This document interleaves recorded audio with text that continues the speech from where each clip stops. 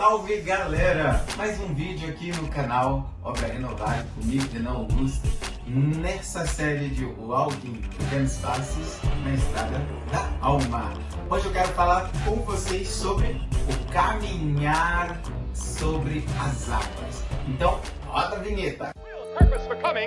Busque com empenho uma formação que leve ao amadurecimento da fé. Pega a tua Bíblia aí comigo em Mateus capítulo 14, no versículo 22, que vai dizer bem assim, ó.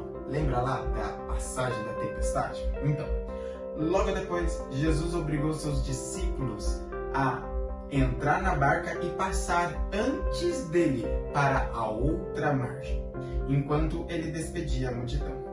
Aí, feito isso, subiu a montanha para orar na solidão. E chegando à noite, estava lá sozinho. Entretanto, já a boa distância da margem, a barca era agitada pelas ondas, pois o vento era contrário. Pela quarta vigília da noite, Jesus veio a eles caminhando sobre o mar. Quando os discípulos perceberam caminhando sobre as águas, ficaram com medo.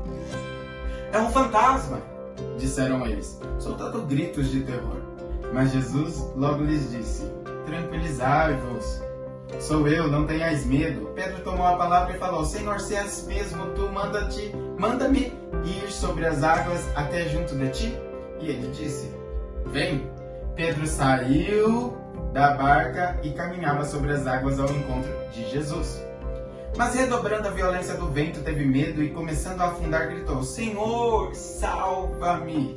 No mesmo instante, Jesus estendeu-lhe a mão, segurou e lhe disse: homem de pouca fé, por que duvidastes? Apenas tinham subido para a barca, o vento cessou. Então, aqueles que estavam na barca prostraram-se diante dele e assim disseram: tu és verdadeiramente o Filho de Deus. Cara, se liga aqui comigo. Pedro caminhou sobre as águas e o convite é para que você também caminhe sobre as águas. Amém? Então vamos lá. Nessa passagem, Jesus, logo no início, desse versículo que eu li para você, Jesus, ele obrigou, ele impôs aos discípulos a subirem na barca e passar para a outra margem. Jesus está obrigando aqui a se movimentar. Eu sempre vou ficar batendo nessa tecla que a gente precisa se movimentar, porque aqui na Obra Renovada, Jesus está sempre falando para a gente se movimentar. A gente não pode ficar parado, porque a paralisia atrofia. Então o segredo é se movimentar, sempre fazer alguma coisa, sempre estar em ação. Pega essa chave aí e começa você também a se movimentar.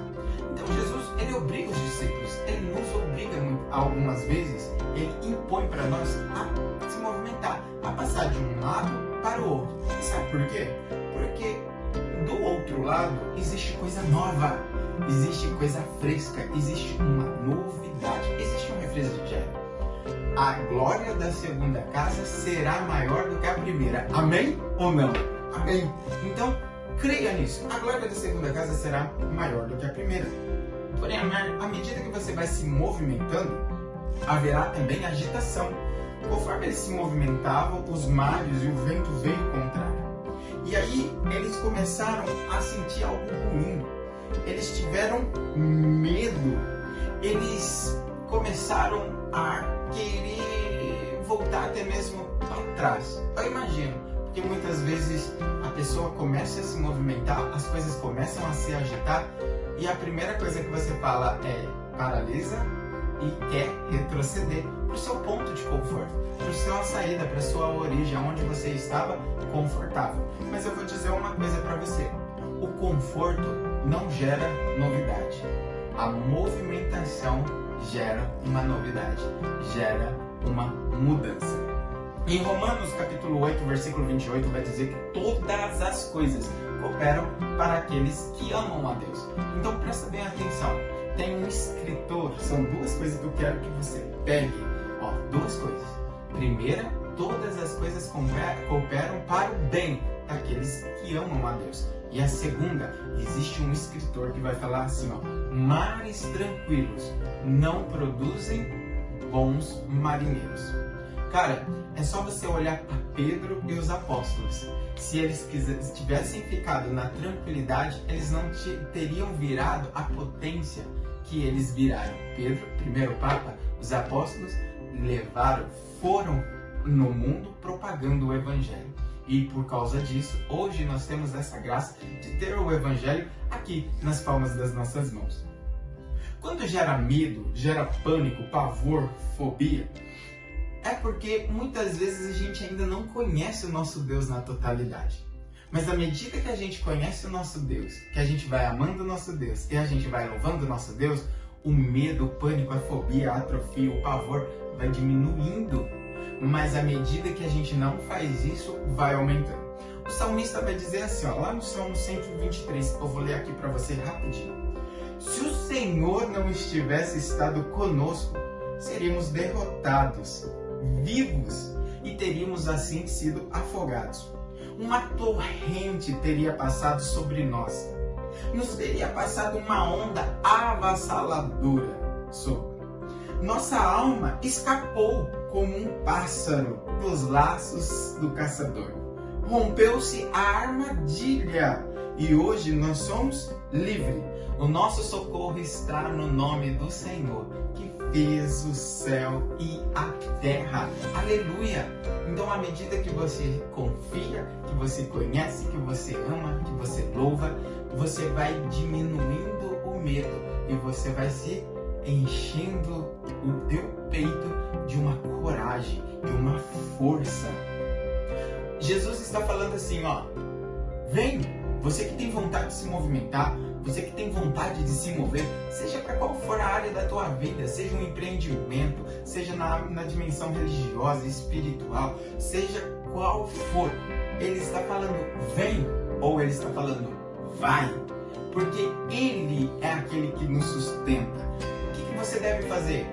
Olhar para Jesus. De primeiro Pedro olha para Jesus e ele tem a coragem de dar os primeiros passos. Mas à medida que ele começa a olhar para a direita, para a esquerda, à medida que ele começa a olhar para os barulhos do vento, para as ondas se mexendo, para o disse e não me disse, à medida que você olha para as fofocas, para as críticas, à medida que você fica colhendo opiniões que não vão te levar a nada, principalmente de pessoas que não dão frutos, quer saber se daquela opinião você deve ouvir, daquele conselho você deve beber, olhe para os frutos daquela árvore. Conhecereis as árvores pelos seus, isso aí, pelos seus frutos, entendeu? Então você deve fazer esse processo.